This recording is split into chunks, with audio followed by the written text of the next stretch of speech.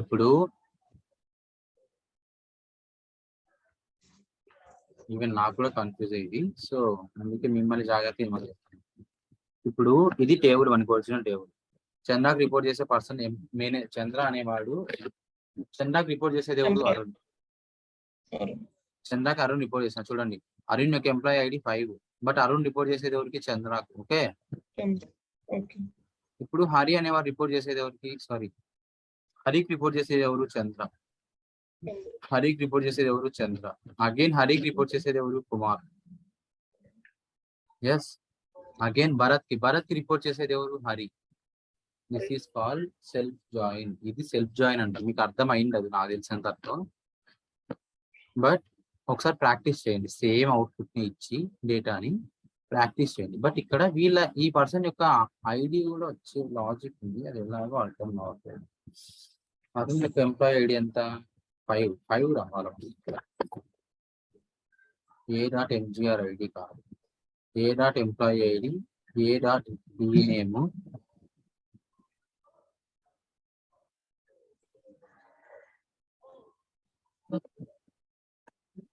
B.ename, B.mgr ఐడి. Arun report చేసేది తప్పు, B. రాకూడదు, A. అరుణ్ యొక్క ఎంప్లాయీ ఐడి ఎంత? 3, తప్పు. So A. So Arun report చేసేది, అరుణ్ యొక్క ఎంప్లాయీ ఐడి 5 రావాలి, A.mgr ఐడి కూడా రావాలి, B. Yes, this is the correct.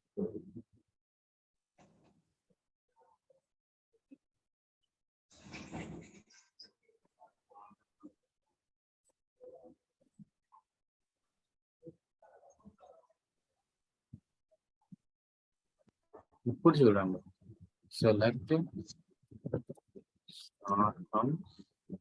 mgr. ఇది కొంచెం కన్ఫ్యూజ్ అయ్యి, ఈవెన్ నాకు కూడా చాలా కన్ఫ్యూజ్ అయింది.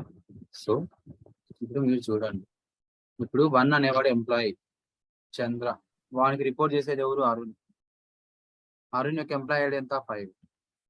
ఓకే. Sir no. హరికి రిపోర్ట్ చేసేది ఎవరు? చంద్ర. చంద్రకి ఎంప్లాయీ ఐడి ఎంత? 1. అగైన్ హరికి రిపోర్ట్ చేసేది ఎవరు? కుమార్. కుమార్ యొక్క ఎంప్లాయీ ఐడి 2.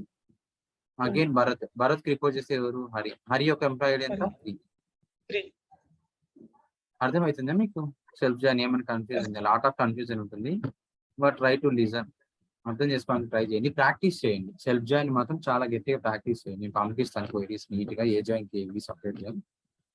మీరు కొంచెం ప్రాక్టీస్ చేయండి. ఓకే.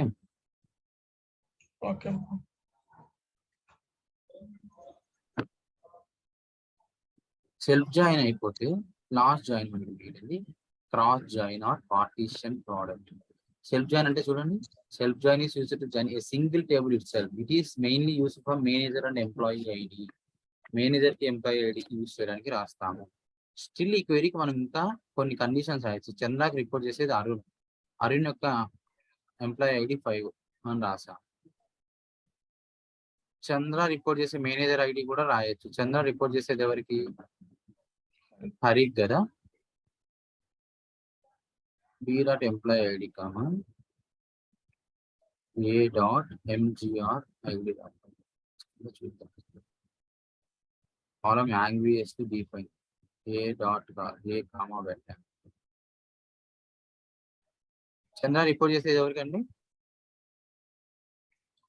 కరెక్ట్ క్వెరీ ఇది కూడా.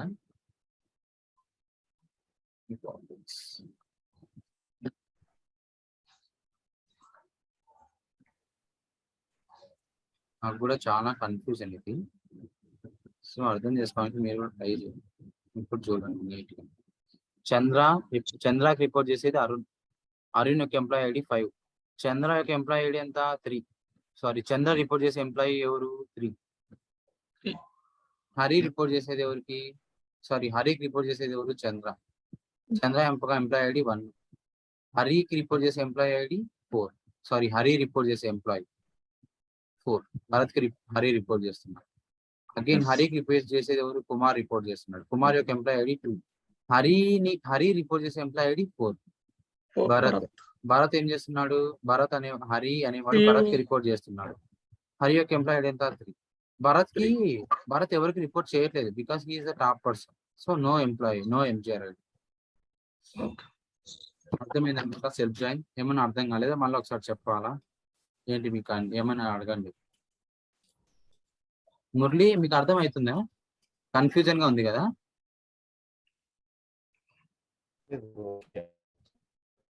అర్థమైందా? ఓకేనా? ఫైన్.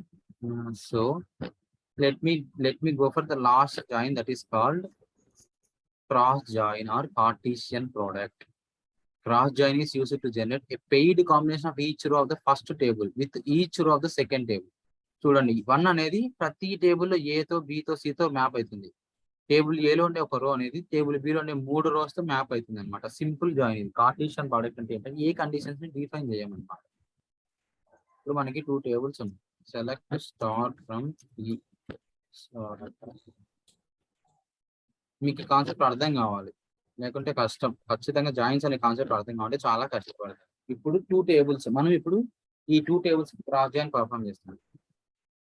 సెలెక్ట్ స్టార్ట్ ఫ్రమ్ ఈ కామా ఈ బియు పి. ఎన్ని వస్తాయి? 49 రోస్ వస్తాయి. ఎందుకంటే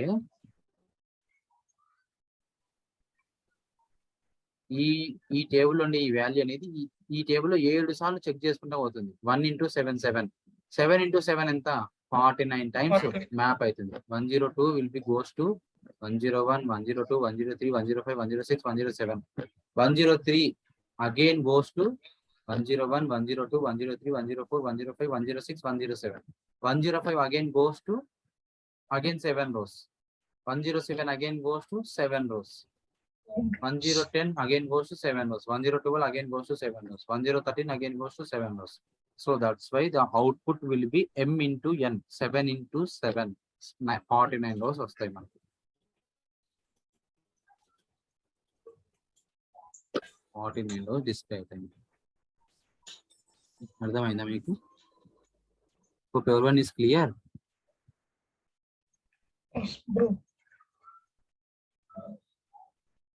మీరు అర్థం చేసుకోండి. మీకు డాక్యుమెంట్ పంపిస్తాను, బాగా నీట్ గా అర్థం చేసుకోండి. అర్థం చేసుకోకుంటే కష్టపడతారు. జాయిన్స్ అనే కాన్సెప్ట్ మనకి ఇంపార్టెంట్. ఒక జాయిన్స్ అనే కాన్సెప్ట్ అర్థం చేసుకోకుంటే మీరు ఏ కాన్సెప్ట్ మీకు అర్థం కాదు. సో ఇది క్వైరీ అన్నమాట. ఇది ప్రతి ఒక్క జాయిన్ కి క్వైరీ రాశాను ఇక్కడ. సో ట్రై టు ఇక్కడ నుంచి డేటాను తీసుకొచ్చుకొని జాగ్రత్తగా చెక్ చేసుకోండి. ఓకే, నీట్ గా రాసాను. ప్రతి జాయిన్ కి నీట్ గా రాసాను. Left outer, right outer, full outer. Left join union రాయకోకుండా సింపుల్ గా ఇప్పుడు లెఫ్ట్ జాయిన్, రైట్ జాయిన్ అని రాయకోకుండా సింపుల్ గా ఒకే చోట రాయొచ్చు అనమాట. ఫుల్ జాయిన్ సేమ్ వాల్యూస్ నే వాడండి మీరు, నో ప్రాబ్లం. సేమ్ క్వైరీస్ నే వాడండి, బట్ అర్థం చేసుకొని ట్రై చేయండి. క్రాస్ జాయిన్ అంటే ఏంటి, ఇలా డిఫరెంట్ వేస్ ఉంటాయి. సో ఇప్పుడు మీకు డేటాను పంపిస్తుంది ఈమెయిల్స్.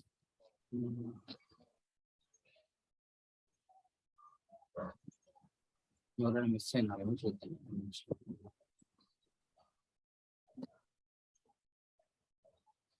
రికార్డింగ్ స్టార్ట్ చేస్తాను ఫస్ట్.